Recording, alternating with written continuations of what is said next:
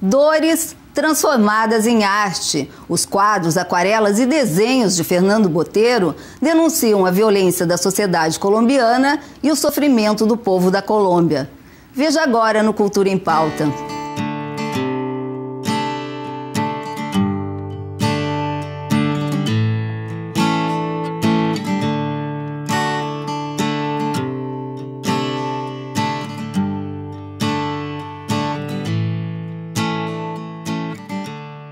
A deformação como princípio formal. O pintor colombiano Fernando Boteiro, nascido em Medellín em 1932, utiliza a deformação para transformar a realidade em arte. As famosas figuras rechonchudas estão presentes em toda a obra do artista. E não são apenas as pessoas que são volumosas, mas também os objetos e animais.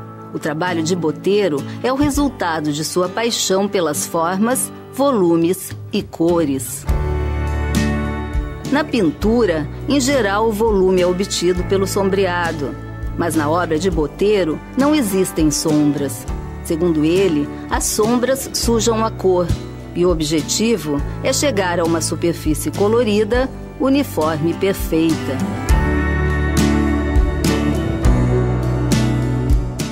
Muito ligado à sua origem, Boteiro pinta a classe média latino-americana.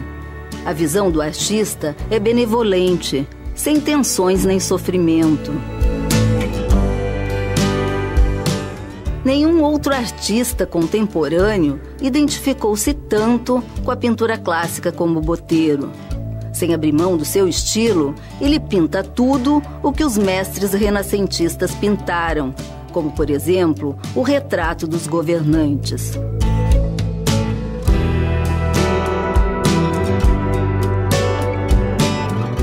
Mesclando seu estilo inconfundível com a técnica de composição dos pintores antigos, Boteiro pinta obras clássicas em pleno século XX. É o caso de Mona Lisa, Rubens e Esposa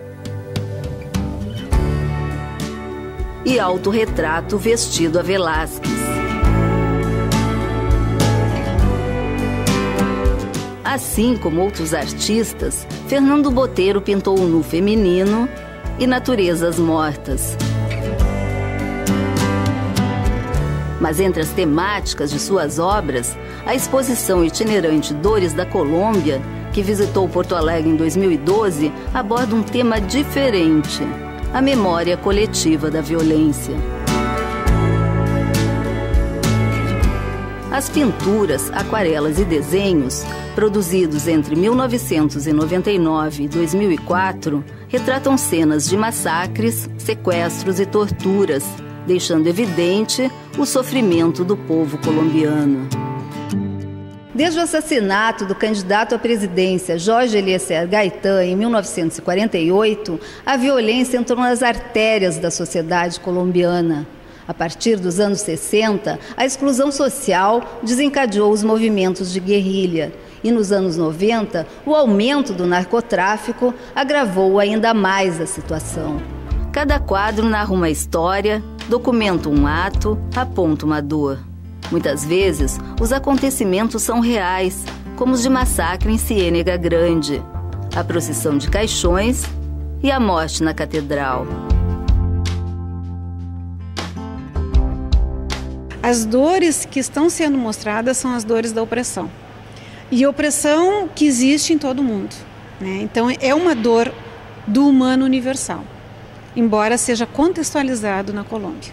Regina, a obra de Boteiro, ao mesmo tempo que é forte, que mostra cenas cruéis, ela também tem uma certa ingenuidade. Eu acredito que essa ingenuidade seja percebida pela questão da desproporcionalidade, né, das figuras. Se a gente olhar bem, por exemplo, o tamanho da igreja em relação ao tamanho das figuras humanas é desproporcional, né? A criança também parece empalhada, dura, né? Exato. Parece um boneco, né? Mas isso tudo é característica do próprio pintor, né? Essa forma de retratar. Na concepção dos quadros, Boteiro coloca as figuras volumosas e estáticas em um campo de composição pequeno. Ao mesmo tempo em que isso atenua a crueldade da cena, mergulha as imagens numa estranha irrealidade. A questão também da figura que está de pé, se a gente observar bem, ela não está com os pés plantados no chão. Então dá essa relação de irrealidade, digamos assim, à cena.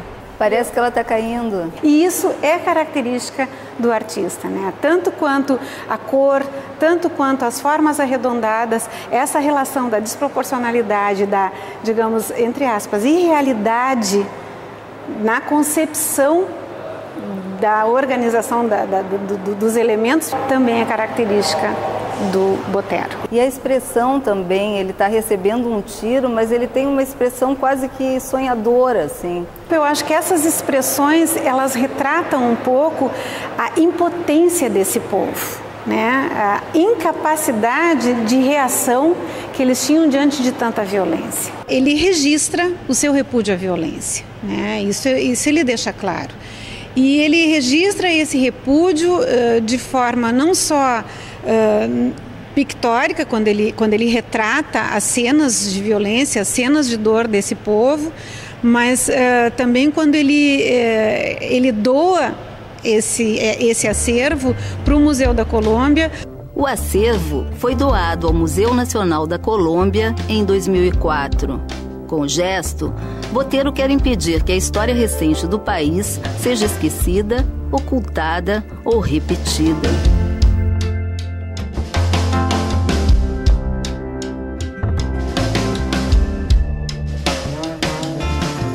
Em Um Consolo, o limite do sofrimento humano fica evidente. O sofrimento é tanto que a morte passa a ser o consolo, né? É a morte acariciando aquele que vai morrer. Exato. E a figura humana completamente exposta, né? Completamente exposta. A venda é a falta de identidade, porque pode ser qualquer um. Esse quadro aqui se chama Rio Cauca. Para a Regina, esse é um dos quadros mais impressionantes da exposição.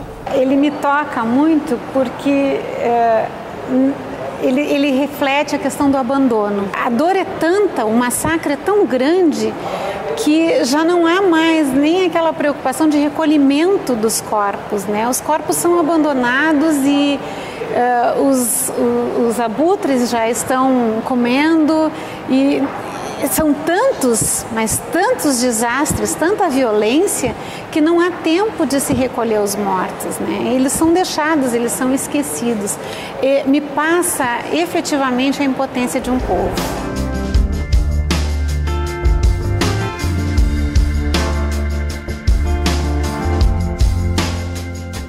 Esse quadro chama Viva a Morte, né? E nessa mostra muitos esqueletos. Também, e se a gente for observar, até os esqueletos do Botero são mais gordinhos que os normais, né? Mas aqui eu acho que esse quadro dizendo Viva a Morte, e nessa composição, quer dizer, o esqueleto sobre o caixão, ele mostra, e com a faixa, né?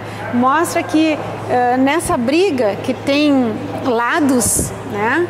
Quem realmente vence é a dor, é a morte.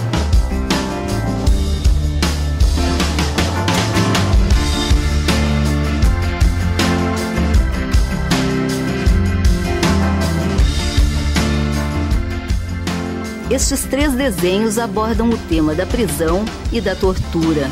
Aqui, a técnica usada foi pastel sobre papel. Para conservar as obras, a iluminação da sala foi reduzida. O que admira, digamos assim, os críticos é o tamanho da obra para ser uma obra com pastel, né? Porque normalmente trabalhos em pastel são trabalhos menores, especialmente se são tão coloridos assim, né? E parece, então, retomando o tema da morte, parece que eles estão pedindo pela morte, ou não? É verdade.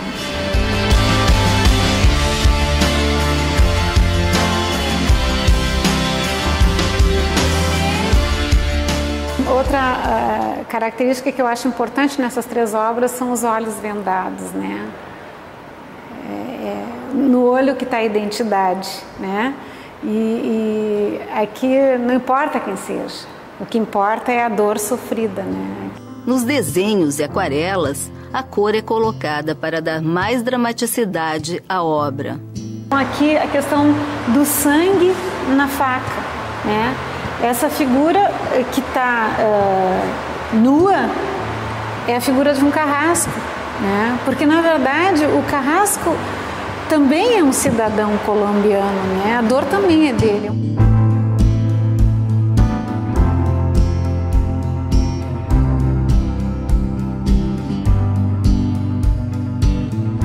E o uso da cor vermelha na boca e nos olhos das figuras salienta o desespero das vítimas e até mesmo o sarcasmo do assassino de aluguel.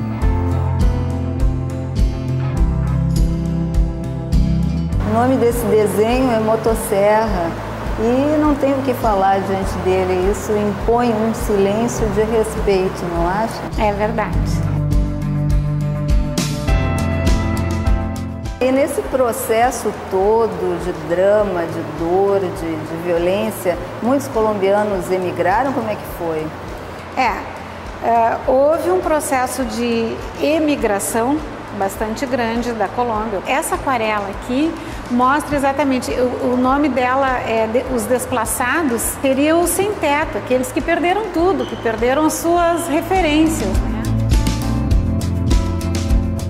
Os conflitos resultaram no exílio de 4,5 milhões de colombianos nas últimas décadas. Todo esse processo da Colômbia, ele deixou muitas marcas no povo, né? Essas marcas para alguns foram exatamente a ideia de não ter mais pátria, de se sentir estrangeiro no seu próprio país, né? E para outros, as marcas físicas, por terem perdido um pedaço do seu corpo, né? Por terem sido mutilados efetivamente. As imagens em preto e branco, principalmente os desenhos a carvão, aumentam ainda mais a tensão visual. Dá para a gente imaginar como seria a dor de um povo que precisa assistir esse tipo de cena por tanto tempo como foi a Colômbia. É uma dor, né? É uma dor imensa. Dor imensa, né?